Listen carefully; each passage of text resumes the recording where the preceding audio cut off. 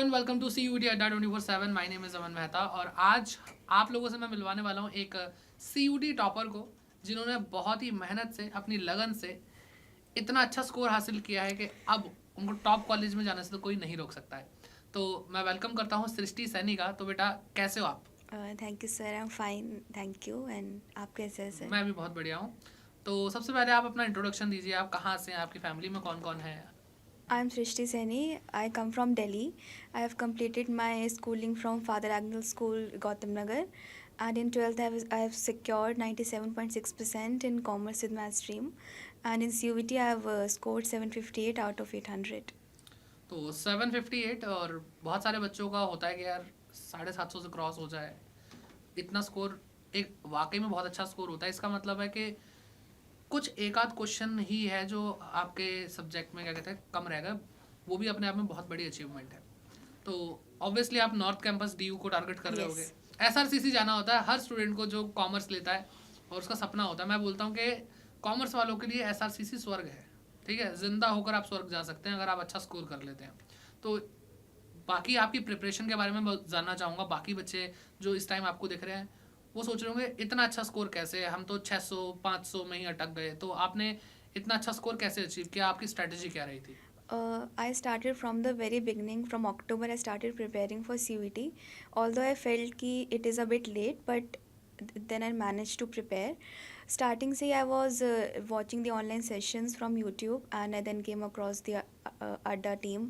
The teachers, they were teaching so well, so I started connecting with the team, and I started watching the daily sessions which were conducted on the channel. Plus there is an app of Adda 24/7. उस पे भी I used to practice the chapter wise, topic wise questions, and I used to attempt like all India basis test also, so that gave you like where you stand in the competition, the idea. So वो काफ़ी useful रहा, but strategy तो यही है कि consistency and practice is the की। Okay. तो आपने अपने स्कूल को और अपने CUT एग्ज़ाम को एक साथ कैसे मैनेज किया? स्कूल में like whenever use to get any free period, like teacher is absent, so I use to complete my homework और assignment, so that at the home I get the time for self study, because at the end self study is the thing which matters the most. क्योंकि अगर आप tuition पे पढ़ रहे हो, school में पढ़ रहे हो, वो आप ग्रास्प कर रहे हो, that's fine, but self study is very important, because जब आप कॉन्सेप्ट्स को और अच्छी तरीके से समझ पाते हो with the help of books, sample papers, that was helpful. But मैंने सैम्पल पेपर एंड में किए थे। First of all the books that way studying in school, वो बहुत इंपॉर्टेंट है कंप्लीट करना, प्लस सैम्पल पेपर। सो उसके साथ साथ CUET की प्रिपरेशन, लाइक फ्री टाइम मिल रहा है तो उसमें ऐप से क्वेश्चंस कर लिए, सेशंस देख लिए। फॉर BST इन इकोनॉमिक्स अगर हम कहीं ट्रैवल कर रहे हैं उस टाइम पे भी देख लिए। सो वैसे टाइम सेव होता है, because for BST you don't require copy pen, you just need the knowledge and you can answer. So that was the thing. तो पॉइंट इज दिस कि आपको अपना जो टाइम है जहाँ पे आप वेस्ट कर रहे हैं वो छोटे से छोटे टाइम को आपको यूटिलाइज करना आना चाहिए। तो शायद तभी एक स्टूडेंट ना टाइम मैनेज कर पाता है। आपको ना उन गैप्स को देखना चाहिए कि कहाँ पे आप क्या कहते हैं, खाना खाया 5 मिनट आपने वेस्ट कर दिए, ठीक है, उसके बाद थोड़ा चलो लेट लेते हैं, आराम कर लेते हैं। लेकिन आपको पता होना चाहिए कि भाई जो एक काम से दूसरे काम पे आप शिफ्ट कर रहे हो तो उसमें जो टाइम वेस्ट हो रहा है उसको आप थोड़ा सा ध्यान से देखिए। मैं कई बार बच्चों से बात करता हूँ कि ब्रेक भी आपको सही से लेना चाहिए, क्योंकि कई बार ब्रेक में आपके पास चॉइस है कि आप वॉक कर सकते हो, ठीक है, आप क्या कहते हैं अपनी बुक्स को ठीक कर सकते हो, ठीक है, जो भी बिखरी हुई हैं, या फिर आप रील्स देख सकते हो, कोई शो लगा के देख सकते हो जिसमें आपका एक आध घंटा फिर आराम से निकल जाएगा। तो चॉइस इज़ योर्स कि आप कहाँ पे गड़बड़ कर रहे हो। तो मैं हमेशा बोलता हूँ कि भाई वॉक कर लो, क्योंकि बैठे बैठे आपको जो माइंड को ऑक्सीजन नहीं मिल रही है वो भी मिलने लग जाएगी, आप फ्रेश फील करोगे और दोबारा जब बैठोगे तो आपके लिए बढ़िया है। तो ब्रेक्स भी आपके बहुत सोचे समझे होने चाहिए जिससे आपकी प्रोडक्टिविटी बढ़ती है। तो आप ब्रेक्स कैसे लेते थे? एक आवर जैसे मॉक टेस्ट किया है, लाइक 3 आवर्स होता था बोर्ड्स का टाइम, तो उस हिसाब से I use to set my watch and then I use to practice the sample papers. 3 hours completed, उसके बाद उसको चेक करना, and I use to take like 1 hour break. उसमें जैसे थोड़ा वॉक कर लिया, थोड़ा सा मोबाइल चला लिया, ऐसे होता था। और कभी TV देख लिया, लाइक मेडिटेशन, मतलब बहुत सारी चीज़ें होती हैं जो कर सकते हो, बट ऐसी चीज़ें नहीं लाइक जो अगर हमने एक टाइम देखी और वो बात तक माइंड में ही चल रही है, पढ़ाई नहीं हो रही है, ऐसी चीज़ें नहीं। Like something of a different language जो सुनने में अच्छा लगे और फिर आपके माइंड में भी ना चले, बाद में डिस्ट्रैक्शन ना हो, वो बात। अब इसका मतलब ये नहीं आप भोजपुरी गाने सुनने लग जाओगे, ठीक है?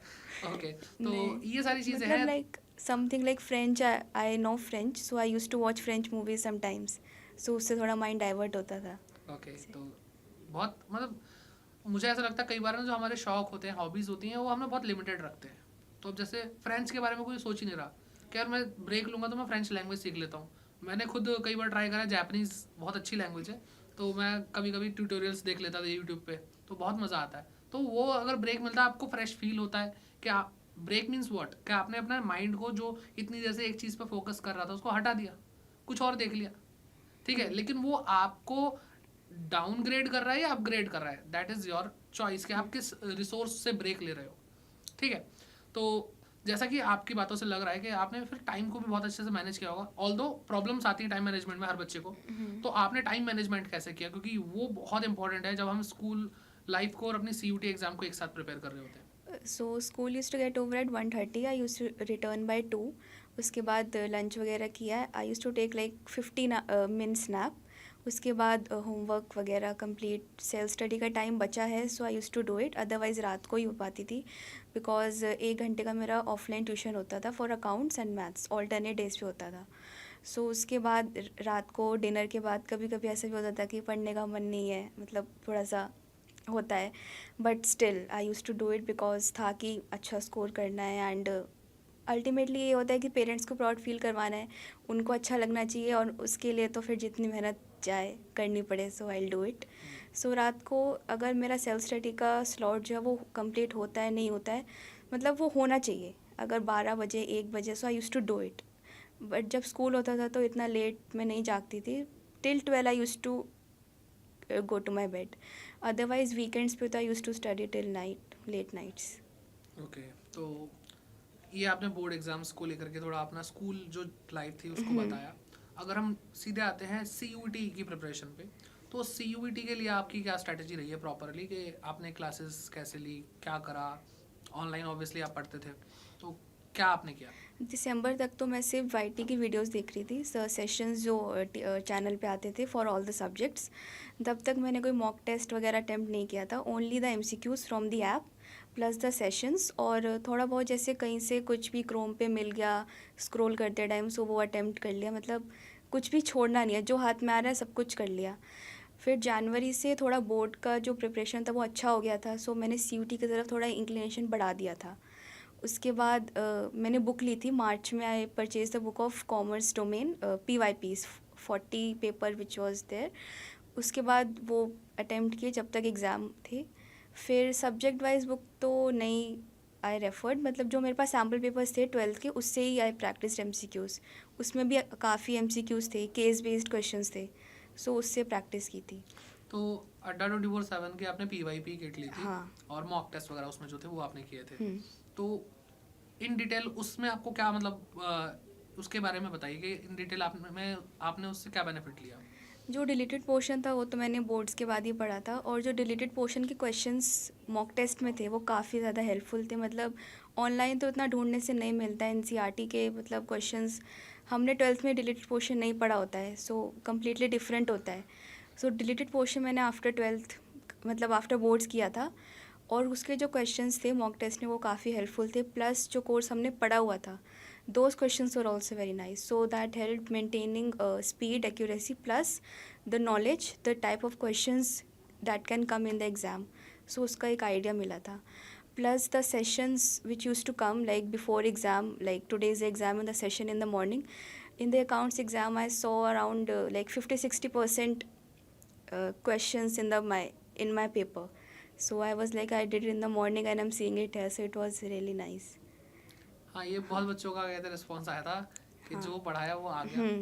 और मतलब आपने जो भी अपनी स्कूल लाइफ थी नॉर्मल जैसे एक स्टूडेंट करता है, और आपने CUT की प्रिपरेशन ऑनलाइन ही करी. ऑनलाइन. हाँ. ओके, तो मतलब देखो एक चीज़ क्लियर है कि कोई भी ना आप स्टीरियोटाइप अपने माइंड में लेकर मत चलिए कि ऑफलाइन से ही पढ़ाई हो सकती है, ऑनलाइन से ही हो सकती है.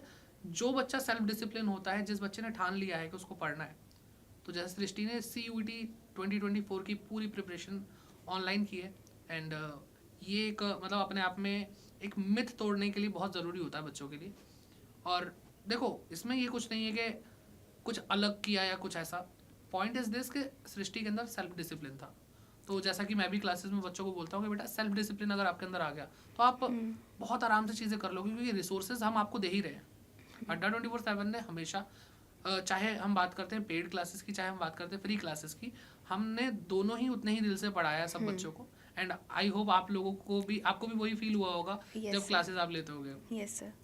तो सब्जेक्ट वाइज अगर हम बात करते हैं तो शुरुआत करते हैं इंग्लिश से। तो इंग्लिश की प्रिपरेशन आपने कैसे करी और जो क्लासेस आप ले रहे थे उसके बारे में बताइए। English offers a completely different syllabus for CUET because उस जो हमारे बोर्ड्स में आता है वो कुछ भी नहीं आता है CUET में।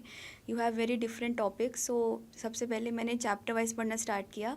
रुबैका मैम की मंजिल सीरीज़ थी, वो मैंने वॉच की थी। सारे सब्जेक्ट्स के लिए की थी मैंने वॉच, अकाउंट्स, इकोनॉमिक्स, PST सबके लिए की थी।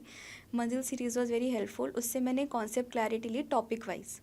उसके बाद जो मैम के रोज़ सेशंस आते थे, मतलब मैम 4-4 घंटे के भी सेशंस लेते थे, वो पूरा लाइव देखना प्लस आंसर करना, और मैम से डाउट्स भी पूछते थे। सो इंग्लिश में मेरे को दिक्कत नहीं आई थी बिकॉज प्लस मैंने मैम की बुक ली थी वो 100+ MCQs वाली।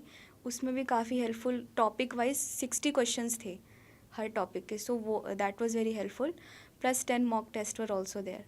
सो English was not a challenge for me. English went smoothly. Okay, लेकिन काफ़ी बच्चों को प्रॉब्लम रही कि इंग्लिश का एग्ज़ाम मुश्किल आया। 15 मई से आई थिंक एग्ज़ाम था, तो दिल्ली के अंदर तो पोस्टपोन हो गए थे। हमारा 29 को हुआ था। हाँ, तो आपका 29 को हुआ था। तो बच्चों को ना शिकायत रहती है, और मुझे लगता है इंसान की फितरत में होता है कि वो ना कंप्लेन करता रहे। या तो आप कंप्लेन कर लो या फिर आप आगे बढ़ के उस चीज़ को फेस करो और जीत के दिखाओ। तो ये चीज़ मुझे लगता है कि हमें करनी चाहिए, क्योंकि जो अगर कोई हालात बिगड़ भी गए ना तो सच तो वही है, आपका रियलिटी वही है कि आपको उसी में सर्वाइव करना है। ठीक है, तभी बहुत सारे बच्चे जिनका स्कोर नहीं रहा सही, और बहुत सारे बच्चे जिनका स्कोर अच्छा रहा है, सृष्टि का अच्छा रहा है, तो जो आप लोगों के साथ हुआ सृष्टि के साथ भी हुआ, बाकी जो टॉपर्स हैं हमारे साथ, उनको भी वही सारी चीज़ें फेस करनी पड़ी होंगी। तो अब बढ़ते हैं आगे, इकोनॉमिक्स के बारे में बताइए। Economics has two sections, macro and Indian economics. Macro I find very interesting because that offers practical knowledge and that is understood. मतलब इफ़ यू स्टडी, आपको रोट लर्निंग करने की ज़रूरत मैक्रो इकोनॉमिक्स में तो बिल्कुल नहीं है। कॉन्सेप्ट क्लैरिटी हो गई तो it's done. But the it's important कि आपकी वो आपकी नॉलेज कितनी, आप कैसे उसको प्रेजेंट कर पा रहे हो पेपर में, because economics is a play of presentation. If you not able to present जो आपने पढ़ा है, specially in the board exams, हमारी मैम बोलती थी आज school teacher, that it's very important कि आपकी जो नॉलेज है, जो आपकी स्ट्रैटेजी है इको में, बहुत पॉजिटिव और बहुत ही नॉलेजेबल होनी चाहिए। And Indian eco is purely theoretical based. उसमें तो आपको एक NCERT की एक line you have to learn. So Indian eco तो लर्न करनी पड़ेगी। उसमें कॉन्सेप्ट क्लैरिटी अगर आ भी गई तो आपको लिखना तो वही है जो बुक में है। सो वो तो CUT के लिए आपकी क्या अप्रोच थी? बेसिकली इकोनॉमिक्स जब आप CUT के लिए कर रहे थे, तो जो भी आपने क्लासेस ली है, जो भी आपने प्रिपेयर किया, वो क्या? CUT के लिए मेरा सारे सब्जेक्ट्स के लिए ऑलमोस्ट सेम ही है। बोर्ड के सैम्पल पेपर्स थरोली पढ़े थे पहले। उसके बाद जो सेशंस आते थे यूट्यूब पे, वो रोज़ देखना लाइव सेशंस, और जो भी सीरीज़ कॉमर्स अड्डा पे हो जाए CUT अड्डा पे हो, सारे sessions I used to watch. Plus the mock test for economics was a must. So और मॉक टेस्ट में ऐसा होता था कि 50 क्वेश्चन है तो मैं 40 नहीं करती थी, मैं पूरे 50 करती थी, because in the and you don't know exam में क्या आ जाए। सो आपको ऐसे ही नहीं करना कि अगर वहाँ पे 40 करना था, यहाँ पे भी 40 कर रहे हो, पूरे 50 मैं करती थी अटेम्प्ट। तो जैसा आपने बताया कि आपकी अप्रोच ऑलमोस्ट सेम ही रही है, तो BST के लिए भी आपने यही करा होगा। तो BST के अंदर एक स्पेशल सेक्शन जो आता है, जो बच्चा उसको देखते ही रोने लग जाता है, वो है केस स्टडी। उसके बारे में बताओ, क्योंकि बच्चों को मतलब ये आपने अगर सही सॉल्यूशन दे दिया, बच्चों की ज़िंदगी सफल हो जाएगी 2025 के लिए। केस स्टडी तो BST में ट्रिकी आते हैं, like identification of features, organizing है, कंट्रोलिंग है, उनके एडवांटेजेस डिसएडवांटेजेस। उसके लिए तो आई थिंक मेरे पास मेरे मैम के नोट्स थे, वो बहुत हेल्पफुल थे। मतलब पूनम कांति तो मैंने पढ़ी, मतलब देखी ही नहीं पूरे साल, बस MCQ किए थे उससे। हमारी जो स्कूल की मैम थी, वो उन्होंने हमें नोट्स दिए थे, सो वही पढ़ के I gave my board exams. So वो काफ़ी हेल्पफुल था। और केस स्टडी के लिए तो एक अंडरस्टैंडिंग अप्रोच होनी चाहिए, आप कॉन्सेप्ट को कितना समझ पा रहे हो। मैनी स्टूडेंट्स थिंक कि BST is just a play of theory, आपको सिर्फ पढ़ना है, लर्न करना है, और नहीं, केस स्टडी में वो बिल्कुल नहीं होता है। लेकिन मैं एग्ज़ाम्स ऑल्सो, मतलब मेरे जो फ्रेंड्स हैं उनको भी काफ़ी प्रॉब्लम होती थी। So they used to ask me how can you, मतलब तुमसे कैसे हो जाता है। सो आई जस्ट सेड कि थॉरली पढ़ो, अंडरस्टैंड करो, एंड देन यू जितना ज़्यादा हो सके ना ज़्यादा केस स्टडी प्रैक्टिस होनी चाहिए। मतलब मैंने इतने केस स्टडी मुझे को खुद नहीं पता मैंने कितने पढ़े हैं, बट जहाँ से भी जो भी मैम अपनी पास से दे रही है, मैम की books, sample papers, session, YouTube, जो भी जहाँ से है, केस स्टडी की तो practice is a must. Okay, तो अड्डा की बुक्स के अंदर भी काफ़ी केस स्टडीज रही होंगी, तो या उसी लेवल की केस स्टडी आपने की जो आपको एग्जाम में देखने को मिली यहाँ पे जो बुक्स के अंदर थी? या और एग्ज़ाम तो बीएसटी का आई वुड से थोड़ा इजी ही आया था। हाँ, बीएसटी का एग्ज़ाम काफ़ी इजी आया था। सो या इट वाज सेम, थोड़ा इजी था। बुक्स में थोड़ा हमने थोड़ा हार्ड पढ़ लिया था, बट अच्छा होता है कि आप थोड़ा हार्ड पढ़ के जाओ, फिर इजी लगेगा। ओके, तो आपने मैथ्स डोमेन भी हाँ, क्लियर किया था? मैथ्स। ओके, तो मैथ्स तो काफ़ी डिफिकल्ट चीज़ है, मतलब पढ़ने का मन ही नहीं करता होगा, है ना? कमेंट करके बच्चे बोल देंगे सर मैथ तो बस ज़िंदगी ख़त्म है वहाँ पे मेरी। ठीक है, तो आपने मैथ्स को कैसे अप्रोच किया सीयूटी एग्ज़ाम के लिए? Maths the practice from mock test, plus I use to do from the app of Adda. वहाँ पे चैप्टर वाइज जो टेस्ट आते थे उसमें टाइम लिमिट भी होती है, तो उससे एक एक्यूरेसी बनती है कि और स्पीड बनती है कि हमें इस टाइम में इतने क्वेश्चंस करने हैं। और मैथ्स में थोड़ी टाइम मैनेजमेंट की प्रॉब्लम हो जाती है, बिकॉज आप सॉल्व कर रहे हो और फिर वहाँ पे सॉल्विंग के मार्क्स नहीं है, बस आंसर के मार्क्स हैं, तो उसमें टाइम जाता है। और 1 घंटा आई थिंक मैथ्स के एग्ज़ाम के लिए थोड़ा चैलेंजिंग हो जाता है। और इवन जब मैं एग्ज़ाम दे रही थी, जब भी मेरे को लगा था मैथ्स का एग्ज़ाम कि 1 घंटा मतलब कैसे बीत गया, I didn't even know, I didn't even realize, but it was कि मेरी प्रैक्टिस थी, so I was able to do that. बाकी तो मैथ्स में time speed is very important. बाकी तो क्वेश्चंस तो मैथ्स में integration I found personally found a bit difficult in the starting, but then उसकी जब प्रैक्टिस हुई एनसीईआरटी एग्जाम्पलर से, I used to do for boards.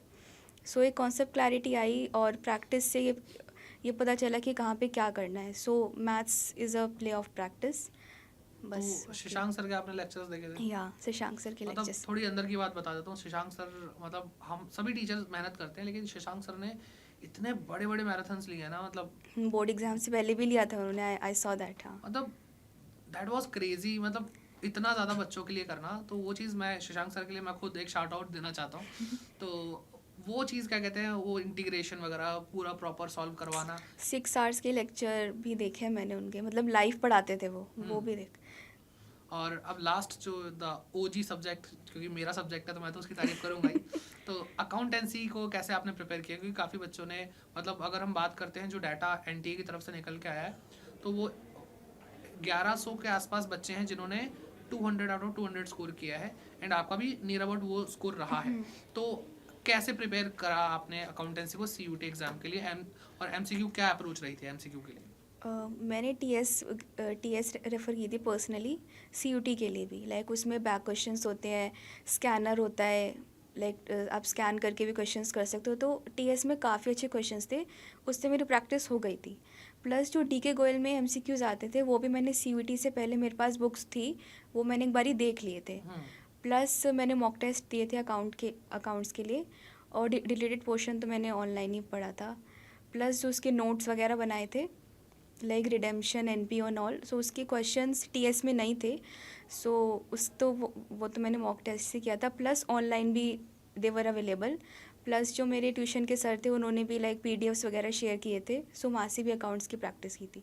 मतलब सबसे ज़्यादा MCQs I attempted for accounts and BST only, मतलब जहाँ से मतलब उसके सोर्स थोड़े ज़्यादा थे मेरे पास। अकाउंट्स, बीएसटी, देवर लाइक बहुत जगह से आता था, so I practice a lot of them. Plus school teachers ने भी हमें दिए थे पीडीएफ्स वगैरह जीटी और इंग्लिश के लिए, so those are also helpful. Okay, तो अकाउंट्स में निचोड़ सीरीज आपने देखी थी? या द लास्ट सीरीज, या दैट हाँ, वाज देयर। तो उसमें हम जो किया था सारे टीचर्स ने मिल करके, तो वहाँ पे एक सुपर फास्ट रिवीजन था। That was very helpful for GT specially, I would से, बिकॉज इतने सारे कॉन्सेप्ट होते हैं, वो एक वीडियो में लाना बहुत मुश्किल, आई अंडरस्टैंड, बट वो बहुत हेल्पफुल था। सारे फार्मूलाज की भी वीडियो आई थी एक सर की, हाँ, एंड और फिर प्रैक्टिस के लिए भी आया था, रीजनिंग के लिए भी बहुत हेल्पफुल था। Plus current affairs and all, Vishali ma'am, Amit sir and Vivek sir, they 3 teachers they very helpful for GT. Okay, तो ये तो देखो आप लोगों ने सुना कि किस तरीके से अलग अलग सब्जेक्ट को लेकर के प्रिपरेशन करी है। बाकी आपके पेरेंट्स का भी एक बहुत इंपॉर्टेंट रोल रहा होगा, तो उन्होंने किस तरह से आपकी इस जर्नी में हेल्प करी? Parents have been very supporting since starting. मतलब जैसे बोर्ड्स के लिए I told them that I need sample papers. उन्होंने कहा it's okay whatever you need. मतलब जो भी जब भी मांगा दे गॉट मी. सो जो नीड थी लाइक सैम्पल पेपर्स मैंने अक्टूबर में लिए थे. सो जब सैम्पल पेपर बोला तो वो लेके आए. प्लस CUET के लिए उन्होंने पूछा था if you need any offline coaching या फिर. सो आई सेड कि ऑफलाइन अगर ऑनलाइन से हो पा रहा है सो वाई गो ऑफलाइन. मतलब क्योंकि अगर GT की प्रिपरेशन भी अच्छी हो रही है बिकॉज वही एक चीज़ है जो डिफरेंट है प्लस इंग्लिश. और अगर वो ऑनलाइन मिल रहा है तो फिर ऑफलाइन क्यों जाना. मतलब काफ़ी अच्छी हेल्प थी. प्लस मतलब CUET के लिए भी लाइक कोई बुक चाहिए कुछ भी चाहिए so they have been very supportive. So I want to just thank them for being there for me all the time. And I definitely will make them proud one day by becoming what they want me to become. तो मतलब बहुत अच्छा लगता है कि जब बच्चा अपने पेरेंट्स के लिए सोचता है, क्योंकि पेरेंट्स तो हमेशा अपने बच्चे के लिए सोचते ही हैं, लेकिन बच्चे आजकल नहीं सोचते. लेकिन जो सृष्टि ने जो बोला वो चीज़ बहुत एकदम बहुत वार्मिंग, बहुत हार्ट टचिंग चीज़ है. ठीक है. और आपने एक बात, मतलब मैं नहीं बोल रहा था क्योंकि बच्चे सोचते हैं कि देखो सर तो ऑनलाइन पढ़ाते हैं, इसलिए उन्होंने वो बात शुरू कर दी. तो सृष्टि आपने एक बात बोली कि जब ऑनलाइन सब कुछ मिल ही रहा है तो फिर ऑफलाइन जाने की ज़रूरत क्या है. तो जैसा आपने बताया कि ऑनलाइन पढ़ के ही CUET को आपने किया है, पूरा प्रिपेयर किया है, और अड्डा 24/7 के साथ आपने सारी क्लासेस ली. तो आप ऑनलाइन क्लासेस के बारे में स्पेसिफिकली क्या कहना चाहेंगे, क्योंकि आपने अड्डा से पढ़ाई करी, तो अड्डा का रोल क्या रहा और ऑनलाइन क्लासेस किस तरह से हेल्पफुल होती हैं, वो प्लीज़ एक बार बताइए.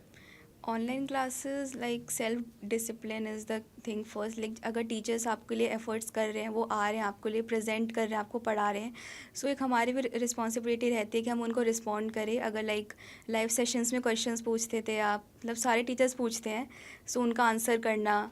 इट्स वेरी इंपॉर्टेंट कि आप पे एक ऑब्लिगेशन आती है कि अगर टीचर पढ़ा रहे हैं तो हम भी अपनी तरफ से अपना बेस्ट दें. सो ऑनलाइन क्लासेस तो आई यूज़ टू टेक फ्रॉम अड्डा ओनली. मतलब और कोई चैनल मैंने रेफ़र ही नहीं किया, सब कुछ it was there on the channel. So teachers have played a very important role there, and doubts वगैरह भी they used to clear. I mailed also some of the teachers. Rebecca ma'am से I used to ask on WhatsApp. आपसे भी मैंने approach किया था like interview के time पर. सो अच्छा था, मेरा एक्सपीरियंस अड्डा टीम के साथ बहुत अच्छा रहा है. And it's been very I am very thankful to all the teachers for helping us throughout the journey. तो देखो बहुत बार मैं बच्चों को बोलता रहता हूँ, और देखो मैं तो कैजुअल पॉडकास्ट करता नहीं, मैं तो खुल के बोलता हूँ. अभी मैं डांटने लग जाऊँगा आपको. ठीक है. तो सृष्टि ने एक चीज़ बहुत अच्छी बोली जो मैं बार बार हर बार बोलता हूँ, चाहे वो पेड क्लासेस हों, चाहे वो हमारी यूट्यूब क्लासेस हों, कि भाई बता दिया करो, पूछ रहे हैं टीचर सामने बैठ के, है ना. तो वहाँ से एक कनेक्शन बिल्ड होता है कि जब हम पूछते हैं आप बताते हो, और जब आप पूछते हो तो हम टीचर्स भी उतना रिस्पॉन्सिव रहते हैं आप लोगों के लिए. और यही चीज़ है जो ऑनलाइन क्लासेस को बेस्ट बनाती हैं. और जो इस चीज़ का फ़ायदा उठाता है उसको बहुत सारे फ़ायदे और होते हैं कि भाई सबसे पहली चीज़ तो ये है कि आप अपने घर पे बैठ के बहुत अपने कंफर्ट जोन में पढ़ सकते हो. ठीक है. तो ये फ़ायदा होता है. और क्या करना है, बस आपको सिर्फ रिस्पॉन्सिव होना है, इंटरेक्टिव रहना है ना. तो ये चीज़ें हैं. तो इस चीज़ को भाई मुझसे नहीं सुन रहे थे तो जो टॉपर्स है उनसे सुन के भाई समझ लो. ठीक है. तभी शायद वो जो स्कोर आप अचीव नहीं कर पा रहे हो या आप जो अचीव करना चाहते हो शायद कर पाओगे. तो बेटा अब एक काम करते हैं, थोड़ा सा ना मसाला भरते हैं इस पॉडकास्ट में, और थोड़ा सा रैपिड फायर एक राउंड सा खेलते हैं. तो उससे थोड़ा बच्चों को भी मज़ा आएगा और आपके भी क्विक रिस्पॉन्स थोड़े अच्छे लगेंगे हमें. तो मैं आपसे अभी एक क्वेश्चन पूछूंगा और आपको जो भी माइंड में आए वो फटाफट आपको बताना है. तो सबसे पहली चीज़ कि एक टॉपर की 5 क्वालिटी बतानी है आपको. Consistency, practice, knowledge, reading and writing. तो ये चीज़ हो गई. अच्छा, अब ऐसी चीज़ जो दो ऐसी चीज़ जो टॉपर को नहीं करनी चाहिए या किसी भी बच्चे को नहीं करनी चाहिए प्रिपरेशन के टाइम पे. Procrastination plus distraction from social media. Social media, चलो इस पे आएंगे, इस टॉपिक पे आएंगे. तो सोशल मीडिया तो जहर घोल रहा है आजकल बच्चों के मन में. ठीक है. लेकिन ऐसा नहीं कि बुरा ही है. जो अगर अच्छा चाहे तो उसकी अच्छी साइड भी है, so we can take advantage of that. बिल्कुल बिल्कुल. अच्छा, तो फेवरेट फूड बताइए. आपने कम से कम 3 फेवरेट फूड बताइए. Rajma rice, curry rice and paneer. Rice. Paneer rice. Okay. है ना, हर चीज़ में राइस. ठीक है. तो राइस खाएंगे तो राइस होंगे, है ना. तो ये चीज़ है. ओके. और ऐसे कुछ अगर आपने मूवीज़ वगैरह देखी होंगी. थोड़ी बहुत. तो एक ऐसी मूवी बताइए जो स्टूडेंट लाइफ को बहुत इम्पैक्ट करती है, जो देखनी चाहिए. वैसे तो बहुत सारी हैं लेकिन आपकी फेवरेट कौन सी है? There are so many. There was a series Aspirants which came recently. I watched that. That was very inspiring. Super थी, मैंने भी देखी, बहुत हाँ. मजा आया था। तो एस्पिरेंट, और आपको इंस्पायर करती रहती है वो कि किस तरीके से अप्स एंड डाउन्स आते हैं और स्टूडेंट को फिर भी आगे बढ़ना होता And है। 12th fail also. 12th fail, ठीक है। तो देख लो भाई, चाहे, और ऐसा कुछ नहीं है कि यूपीएससी के ऊपर मूवी है तो आप देखोगे तो इंस्पायर नहीं हो सकते, आप नहीं, इंस्पायर हाँ. किसी भी चीज़ से हो सकते हो। इवन आप नहीं भी पढ़ रहे हो, आपको अपने करियर में आगे बढ़ना है, तो भी आप वो मूवी देखो, आपको बहुत इंस्पिरेशन मिलती है, ठीक है। और बाकी आप अपने जो जूनियर्स हैं उनको क्या बोलना चाहेंगे CUT 2025 के लिए, कि कुछ टिप्स दे दीजिए। It's important that you should practice right from the beginning.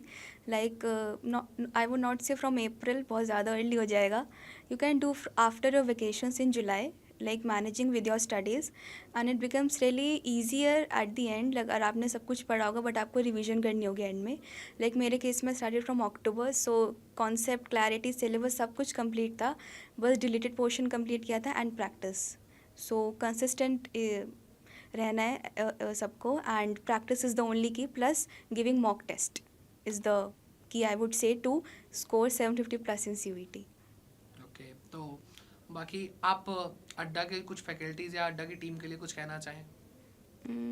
I think मैंने ऑलरेडी बोल दिया, but still I want to, मतलब जितना भी थैंक करे it's very less, and their contribution has been immense towards the preparation.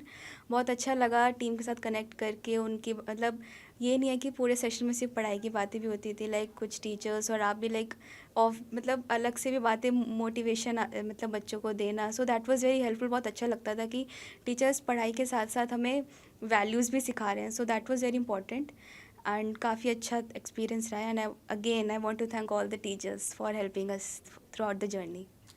तो ये देखो, हमने सारा एकदम ओपन अप करके आपके सामने रखा कि किस तरीके से सृष्टि ने प्रिपरेशन करी, किस तरीके से एक अच्छा स्कोर मिला, और कुछ फन जो पोर्शन था इस वीडियो के अंदर वो भी आपको देखा होगा कि जो टॉपर्स होते हैं, ज़रूरी नहीं है कि भाई वो बिल्कुल सीरियस होकर बस पढ़ते ही रहते हैं. They are living their life, बहुत अच्छे से जी रहे हैं और बहुत नॉर्मल है. बस उनके अंदर कुछ क्वालिटीज़ हैं जो उनको बाकी लोगों से अलग करती हैं. वो है उनकी कंसिस्टेंसी, वो उनका मोटिवेशन, डिटर्मिनेशन, जो शायद कई बार बच्चों में कम रह जाता है. एंड बार बार, चाहे मैं हूँ या कोई भी टीचर हो जो दिल से पढ़ा रहा है, हमारी टीम है, वो बस यही चाह रही है कि बच्चा ना उस चीज़ पे थोड़ा इमोशंस से काम करे, क्योंकि emotions means energy with motion. तो जब आप उस एनर्जी को फील करते हो तो आप हर चीज़ को करते हुए चले जाते हो. तो आई होप आपको ये सेशन, ये पॉडकास्ट अच्छा लगा होगा. एंड कमेंट करके जो भी आपके डाउट्स हैं, सृष्टि फॉर श्योर आई थिंक आप Yes, sir. रिस्पॉन्ड करोगे उन कमेंट्स का. तो मैं खुद क्या कहते हैं, वीडियोस के नीचे कमेंट्स देखता हूँ, तो सृष्टि और मैं दोनों ही मिलकर के आपके जो डाउट्स हैं उनको क्लियर करेंगे, गाइडेंस आपको देंगे. तो ज़रूर कमेंट करके जाइए, लाइक करिए इस वीडियो को, और आपको इस पॉडकास्ट से क्या सीखने को मिला वो ज़रूर बताइएगा. एंड शेयर करना है सबके साथ, क्योंकि 2025 में भी CUET अड्डा 24/7 आप लोगों के साथ रहेगा और बहुत अच्छे से सारी चीज़ों को आपके सामने लाकर रखेगा और आपको एक अच्छा स्कोर मिलेगा. तो आपको भी साथ देना है, पढ़ना है, और बस मैं यही कहूँगा कि see you soon in the next podcast or next video. Bye bye, take care and keep growing. All the very best. And sir one thing last I want to say, कि आपकी हॉबीज़ इट्स वेरी इंपॉर्टेंट. आप उसको break time में अगर आप practice कर रहे हो तो बहुत अच्छा है आपके माइंड के फ्रेश होने के लिए भी. प्लस आप जो फोकस, मतलब पहले अगर नहीं हो रहा है, so that helps to build focus as well. So hobbies practice is a very good thing. Like I read books and I go for a walk, I go to gym, so that help me throughout. So everyone should focus on their hobbies, and it should not be that after exams you'll do that. No, you should do it like side by side. It will help you a lot. तो That's my बस यही advice. चीज़ है, देखो पढ़ाई के साथ चीज़ों को बैलेंस करना आना चाहिए, और life is all about balancing. ठीक है, तो चाहे बैलेंस शीट हो, चाहे लाइफ हो, बैलेंस करना आना चाहिए. Thank you so much.